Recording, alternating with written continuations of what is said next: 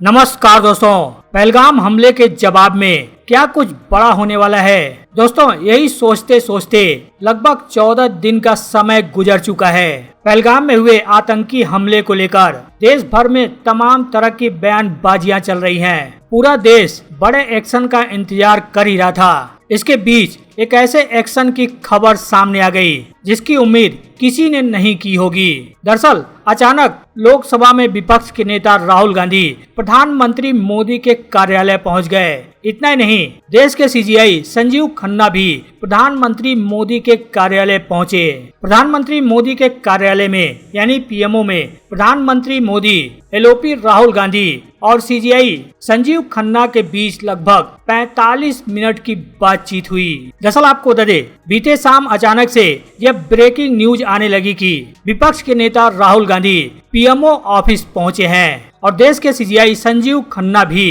प्रधानमंत्री मोदी के कार्यालय पहुंचे हैं। इस ब्रेकिंग न्यूज के बाद कई चर्चाएं शुरू हो गई कि क्या पहलगाम आतंकी हमले को लेकर राहुल गांधी और प्रधानमंत्री मोदी के बीच कोई बड़ी चर्चा होने वाली है, क्या कुछ एक्शन प्लान पे डिस्कस होने वाला है। इस तरह की तमाम खबरें निकलकर सामने आई। राहुल गांधी की पीएम मोदी से मुलाकात को बेहद महत्वपूर्ण बताया जा रहा है। दरअसल आपको बता दें, प्रधानमंत्री नरेंद्र मोदी पहलगाम हमले के बाद लगातार एक्शन मोड में हैं। लगातार कई बैठकों का दौर जारी है। सोमवार को प्रधानमंत्री कार्यालय में पीएम मोदी ने कई बैठकें की, लेकिन अचानक बीते शाम यह खबर आई कि लोकसभा में नेता प्रतिपक्ष राहुल गांधी पीएम मोदी से मिलने के लिए पीएमओ पहुंचे हैं। वहीं इस मीटिंग में देश के सीजीआई संजीव खन्ना भी पहुंचे। इस मीटिंग के बाद अटकलें भी लगाई जाने लगी कि दोनों नेताओं के बीच पहलगाम हमले को लेकर भी बात हो सकती है। दरअसल आपको बता दें, बीते शाम एक हाई लेवल बैठक हुई जिसमें प्रधानमंत्री मोदी,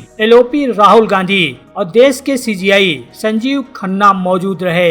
इस हाई लेवल बैठक में क्या हुआ उसकी जानकारी देते चले तो आपको बता दें, दरअसल पीएमओ कार्यालय में केंद्रीय जांच ब्यूरो यानी सीबीआई के डायरेक्टर की नियुक्ति को लेकर पीएमओ में बैठक हुई। इस बैठक में प्रधानमंत्री नरेंद्र मोदी, सीजीआई संजीव खन्ना और नेता प्रतिपक्ष राहुल गांधी शामिल हुए। बता दें, सीबीआई डायरेक्टर की नियुक्ति 3 सदस्यीय समिति द्वारा की जाती है। इस समिति में प्रधानमंत्री, लोकसभा विपक्ष के नेता और भारत के मुख्य न्यायाधीश शामिल होते हैं। समिति की अध्यक्षता प्रधानमंत्री करते हैं। खबर है कि बैठक के दौरान सीबीआई के अगले डायरेक्टर के नाम पर चर्चा हुई, लेकिन अगले चीफ के नाम पर सहमति नहीं बन सकी। बता दें, सीबीआई डायरेक्टर की नियुक्ति में नेता विपक्ष की राय अहम मानी जाती है, क्योंकि यह चयन एक उच्च स्तरीय समिति द्वारा किया जाता है जिसमें प्रधानमंत्री, नेता विपक्ष और भारत के मुख्य न्यायाधीश शामिल होते हैं। सीबीआई निदेशक की नियुक्ति दिल्ली विशेष पुलिस स्थापना अधिनियम 1946 के तहत होती है। हालांकि खबर ऐसी है कि बैठक के दौरान एजेंसी के अगले चीफ के नाम पर सहमति नहीं बन सकी। ऐसे में सूद का कार्यकाल 1 साल बढ़ाया जा सकता है। फिलहाल इसे लेकर आधिकारिक तौर पर कुछ नहीं कहा गया है।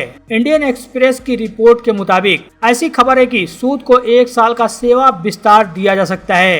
अखबार के सूत्रों के हवाले से लिखा गया कि 3 सदस्यीय पैनल ने कुछ आईपीएस अधिकारियों के नाम पर विचार किया, लेकिन किसी भी नाम पर अंतिम मुहर नहीं लग सकी। इसके बाद सभी सदस्य सूद का कार्यकाल बढ़ाने पर सहमत हुए हैं। बता दें, यह बैठक शाम 6:45 बजे से शुरू हुई थी, जो शाम 7:30 बजे तक चली।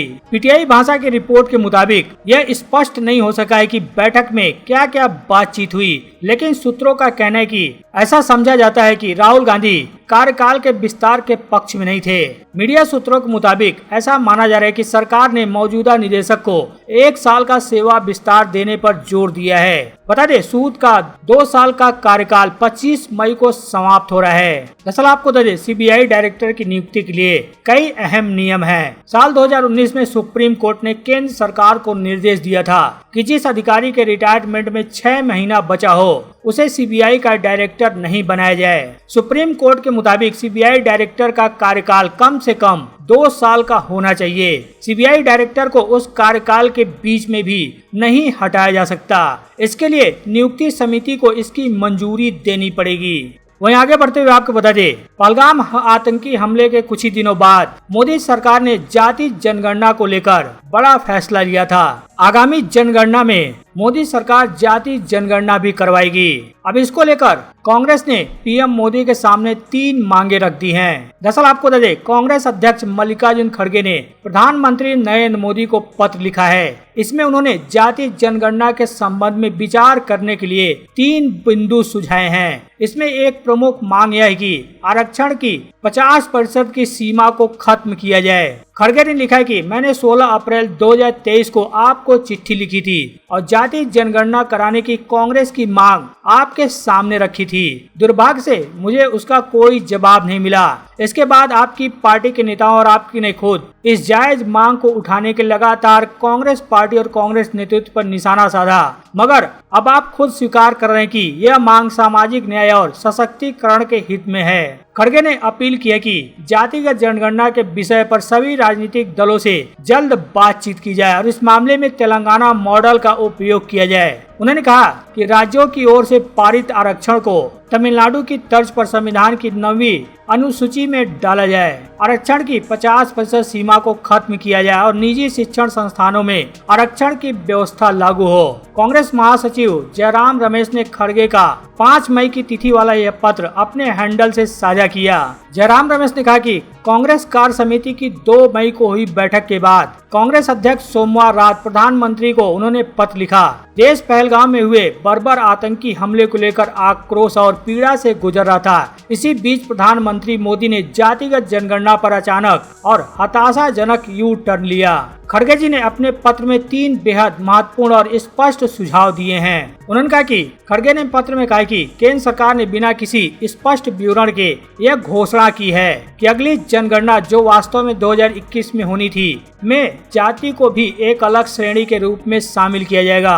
खड़गे ने कांग्रेस शासित तेलंगाना में हुए जातिगत सर्वेक्षण का हवाला देते हुए कहा, जनगणना से संबंधित प्रश्नावली का डिजाइन अत्यंत महत्वपूर्ण है। जाति संबंधित जानकारी केवल गिनती के लिए नहीं बल्कि व्यापक सामाजिक आर्थिक लक्ष्यों को प्राप्त करने के लिए एकत्र की जानी चाहिए। गृह मंत्रालय को जनगणना में पूछे जाने वाले प्रश्नों के लिए तेलंगाना मॉडल का उपयोग करना चाहिए। प्रक्रिया के अंत में होने वाली रिपोर्ट में कुछ भी छिपाए नहीं जाने चाहिए ताकि प्रत्येक जाति के पूरे सामाजिक आर्थिक आंकड़े सार्वजनिक रूप से उपलब्ध हों, जिससे एक जनगणना से दूसरी जनगणना तक उसकी सामाजिक आर्थिक प्रगति को मापा जा सके और उन्हें संवैधानिक अधिकार दिए जा सके। कांग्रेस अध्यक्ष का कहना है कि जातिगत जनगणना के जो भी नतीजे आए, यह स्पष्ट है कि अनुसूचित जातियों, अनुसूचित जनजातियों और अन्य पिछड़ा वर्गों के लिए आरक्षण पर मनमाने ढंग से लगाई गई 50% की अधिकतम सीमा को संविधान संशोधन के माध्यम से हटाना होगा।